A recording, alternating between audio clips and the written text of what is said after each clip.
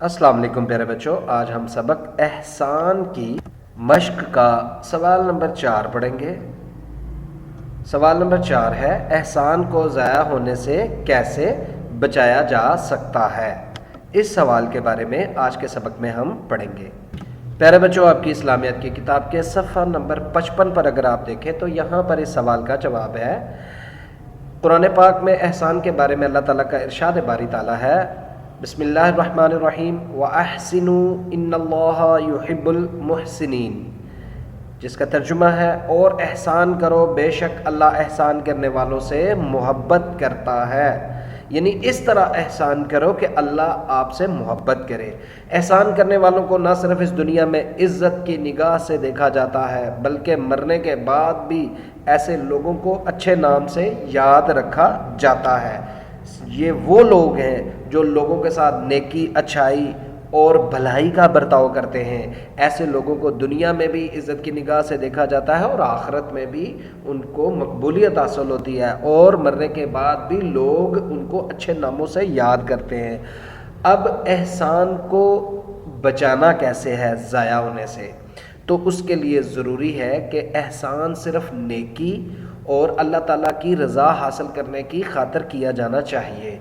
यानी ये एहसान करते वक़्त, किसी के साथ नेकी और भलाई करते वक़्त, अच्छा सलूक करते वक़्त, उसके हकूक़ से बढ़कर उसका ख़याल करते वक़्त आपके ज़हन में और दिल में ये बात होनी चाहिए कि ये नेकी और ये भलाई और ये अच्छा सलूक जो है ये महज़ अल्लाह की रज़ा के लिए है। ठीक है, इसमें किसी किस्म की कोई दूसरी गर्ज या लालच नहीं होनी चाहिए। इसी तरह एहसान करके इसे जताना और इसके बारे में ज़्यादा ज़ोर देना, इसे ज़ाया करना है। यानी एहसान, जब आप किसी के ऊपर एहसान करते हैं, जब किसी के साथ अच्छा सलूक करते हैं, नेकी करते हैं, तो फिर इस नेकी को आप उसके सामने कभी दोबारा दोहराएं मत। अगर आप उस नेकी को दोबारा दोहराएंगे तो वो आपकी नेकी, वो आपका एहसान जो आपने उस पर किया, ज़ाया होने का खदशा है, यानी वो ज़ाया हो जाता है। तो कभी भी, जब भी आप कभी किसी के साथ नेकी करें, अच्छा सलूक करें, मेहरबानी का बर्ताव करें, तो उसको कभी उसके सामने दोहराएं मत, उसको जताएं मत। उसके सामने जताना उस नेकी को ज़ाया करना है। एहसान करते हुए किसी किस्म का लालच या दुनियावी गर्ज इंसान के सामने ना होनी चाहिए।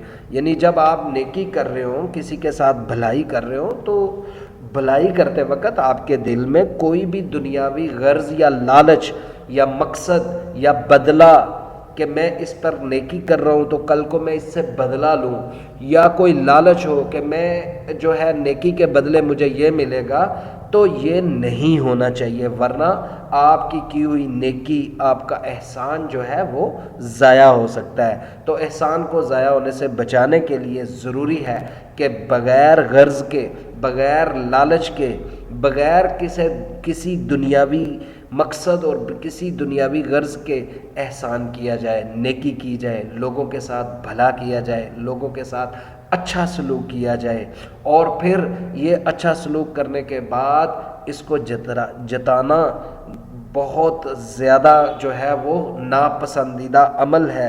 यानी नेकी करके जताना नेकी को ज़ाया करना है। अगर आपने अपनी नेकी को ज़ाया करना है तो बिल्कुल जता सकते हैं।